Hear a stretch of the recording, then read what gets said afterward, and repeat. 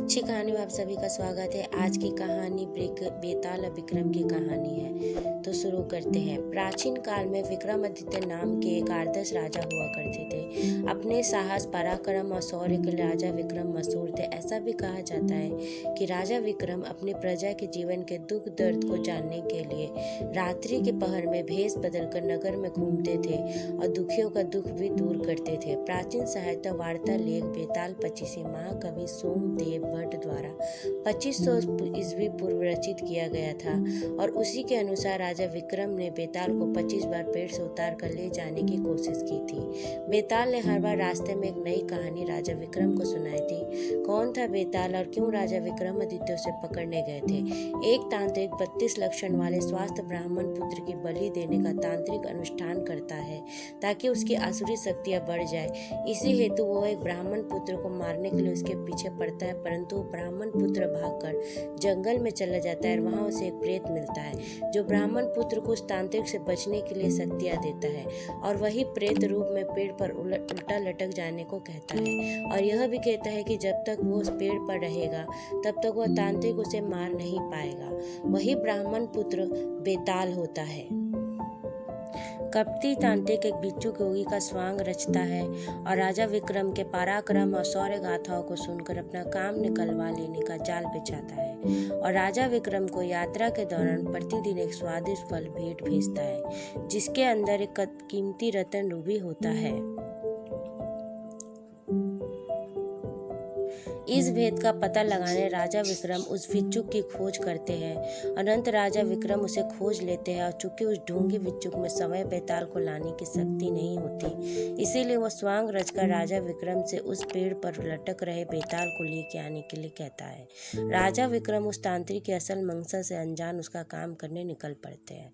राजा विक्रम पेड़ से बेताल को हर बार उतार लेते हैं और उस भिक्षुक के पास ले जाने लगते हैं।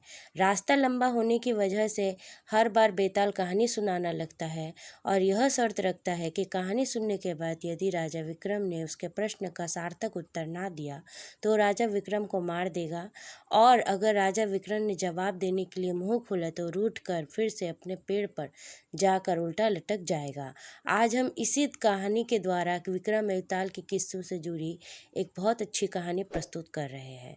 चंदनपुर गांव में एक वृद्ध स्त्री रहती थी। उसका एक बेटा था जिसका नाम दगड़ू था। वह स्त्री नए पुराने कपड़े सिलने का काम करके अपने और अपने बेटे का पेट पालती थी। दगड़ू एक कामचोर और आलसी लड़का था और दिन रात सपने देखा करता था। दगड़ू के साथ एक बड़ी परेशानी थी कि उसे अक्सर बुरे सपने ही आते थे और जब भी कोई बुरा सपना आता था वो सपना हकीकत बन जाता था।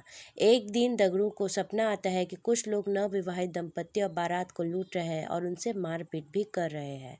दगड़ू ने जिसे सपने में देखा होता है वही दुल्हन बनने वाली लड़की अपनी शादी का लहंगा सिल जाने के बाद वापस लेने दगड़ू की माँ के पास आती है। दगड़ू फौरन उसे सपने वाली बात कह देता है। वह लड़की अपनी माँ और ससुराल वालों को यह बात बताती है पर सब लोग इस स्वप्न वाली बात को वहम समझकर अनसुना कर देते हैं। शादी के बाद जब वर वधू बारात के साथ जा रहे होते हैं तब सपने वाला वाक्य सच में घटित होता है और इस पूरी घटना में दगड़ू पर आरोप लगते हैं कि वही लुटेरों के साथ मिला होगा, वरना उसे कैसे पता चल सकता है कि ऐसा ही होगा और शक की बिना पर सारे लोग मिलकर दगड़ू की खूब पिटाई करते हैं। इस घटना के कुछ दिन बाद एक रात दगड़ू को सपना आता है कि मोहल्ले में रह रही चौधराइन का नया मकान गृह प्रवेश के दिन जलकर खाक हो जाता है। तभी अगले ही दिन चौधराइन उस मकान को बनवाने की खुशी में लड्डू लेकर दगड़ू की माँ के पास पहुँचती है और गृह प्रवेश समारोह के दिन जलसे में आने का न्योता देती है।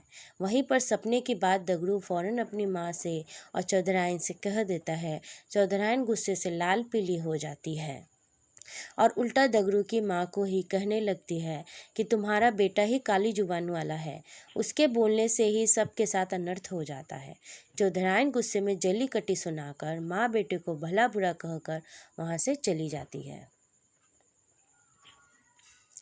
गृह प्रवेश समारोह के दौरान कोई घटना ना हो इसके लिए पक्के इंतजाम किए जाते हैं, पर फिर भी किसी न किसी तरह आग चिंगारी चौधराइन के भव्य मकान के पर्दों में लग जाती है और देखते देखते रौद्र रूप धारण करके पूरा मकान जलाकर खाक कर देती है। चूँकि दगड़ू इस बारे में पहले ही बोल चुका था, इसलिए सब उसे काली जुबान का बोल उस पर टूट पड़ते हैं और उसे मार कर गाँव से निकाल देते हैं।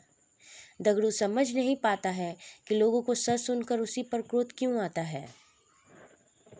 खैर दगड़ू एक दूसरे राज्य चला जाता है, जहाँ उसे रात की पहर में महल की चौकीदारी करने का काम मिल जाता है।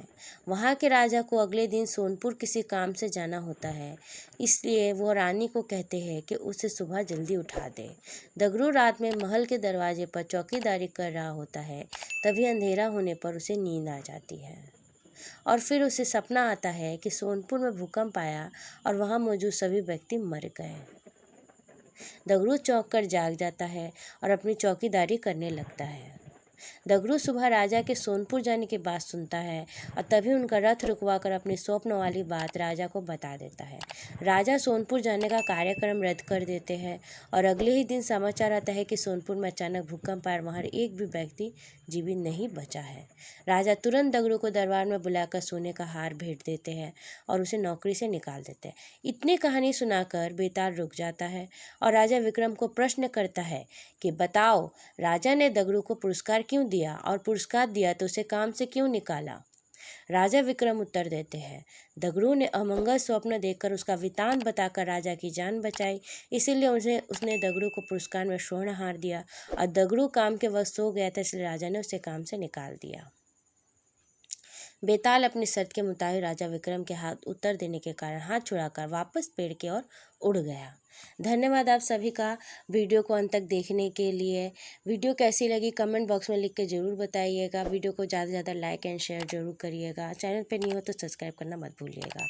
और भी अच्छी कहानियों के लिए डिस्क्रिप्शन बॉक्स में दिए गए लिंक को क्लिक करके आप और भी अच्छी कहानियाँ सुन सकते हैं।